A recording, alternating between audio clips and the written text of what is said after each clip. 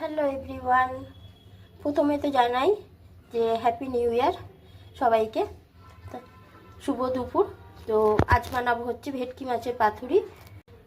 মাছটা আমি ধুয়ে নিয়েছি, এখানে হাতখানা লেবুর রস আছে, দিয়ে দিচ্ছি লেবুর রসটা আর কি, একটু লবণ দিয়ে দিচ্ছি। মাছটা ভালো করে মাখিয়ে রেখে দেবো আধ ঘন্টা। এবার একটা মশলা করে নেব। এখানে আছে পোস্ত, কাজু বাদাম, 2 রকম সর্ষে, 4 মগজ, হলুদ, একটু লবণ, 3টে কাঁচা লঙ্কা আর 4-5টা হচ্ছে রসুন। এটা আগে বেটে নেব। মশলাটা বাটা হয়ে গেছে, এবার 2 চামচ সর্ষের তেল দিয়ে দিচ্ছি। মাছগুলো মশলার মধ্যে ভালো করে মাখিয়ে রেখে দেব।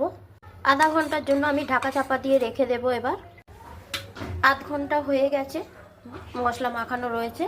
আমি কলা পাতাগুলো একটু সেঁকে নিয়েছি। এবার কলা পাতার মধ্যে মাছগুলো দিয়ে এবার মুড়ে নেব ভালো করে। মধ্যিখানে একটা করে কাঁচা লঙ্কা দিয়ে দেব। পাতুরিগুলো দেখো মোড়া হয়ে গেছে, আমি সুতো দিয়ে বাঁধিনি, টুথপিক দিয়ে আটকে দিয়েছি। এইভাবে মোড়া হয়ে গেছে দেখো। পাতুরিগুলো ভাজার জন্য সরষের তেল দিয়ে দিচ্ছি। একটা একটা করে পাতুরি দেখো এইভাবে দিয়ে দেবো। ঢাকা চাপা দিয়ে 5-7 মিনিট হতে দেবো। 5 মিনিট হয়ে গেছে, এবার উল্টে দেবো। পাতুরিগুলো দেখো ভাজা হয়ে গেছে, এবার আমি গ্যাস বন্ধ করে ঢাকা চাপা দিয়ে রেখে দেবো। এই যে দেখো পাতুরি একদম রেডি।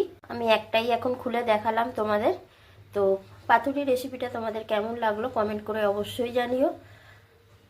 যদি ভালো লাগে একটা লাইক কমেন্ট করে দিও।